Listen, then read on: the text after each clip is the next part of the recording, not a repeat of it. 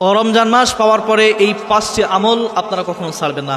আপনাদের জীবনে যদি আপনারা রমজান মাস পেয়ে যান, যত কষ্ট হোক না কেন এই 5টা আমল করতে আপনারা কখনো ভুলবেন না। এই 5টা আমল যদি করতে পারেন, আপনাদের জীবনের যাবতীয় সমস্যা আল্লাহ তাআলা দূর করে দিবেন। এজন্য একটু কষ্ট করে হলেও এই 5টা আমল আপনারা করবেন। যেহেতু রমজানুল কারিম আমাদের মাঝে সমাগত, রমজান কারিম আমাদের কাছে চলে এসেছে, তো চলে আসার পরে সর্বপ্রথম যে কাজটা রমজানে আপনারা করবেন, যে আমলটা আপনারা বেশি বেশি করবেন, সেটা হলো তাওবা এবং ইস্তেগফার।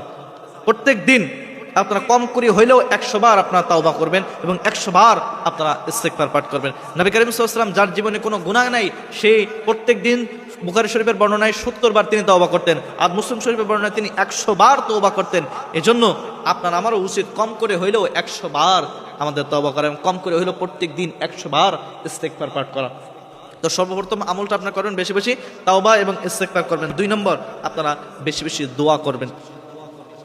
রমজানুল কারিমে কিছু কিছু সময় রয়েছে যে সময় দোয়া কবুল হয়, তার ভিতরে একটা হলো আজান ও ইকামতের মাঝে। এ সময় দোয়া কবুল হয়। যখন আজান হয় এবং একামত হয়, এর মাঝে যে ফাঁকা জায়গা থাকে, এই সময়টা দোয়া কবুল হয়। এই জন্য এই সময়টা আপনারা চেষ্টা করবেন দোয়া করার জন্য।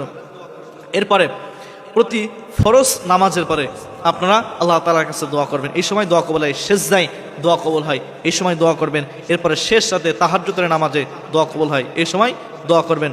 জুমার নামাজ শেষ করার পরে, এরপরে জুমার নামাজের পরে আসর থেকে নিয়ে মাগরিবের আগ পর্যন্ত সন্ধ্যার আগে এই সময় দোয়া করবেন, এই সময় দোয়া কবুল হয়। এরপরে ইফতারির আগ মুহূর্তে, ইফতারি যখন সামনে নিয়ে আপনি থাকেন, এমন তো অবস্থা আল্লাহর কাছে দোয়া করলে দোয়া কবুল হয়। এরপরে কদরের রাতে, রমাদানুল কারিমে একটা রাত রয়েছে কদরের রাত, এই রাতে দোয়া করলে দোয়া কবুল হয়। এই 8টার সময় আপনারা দোয়া করতে কখনো ভুলবেন না।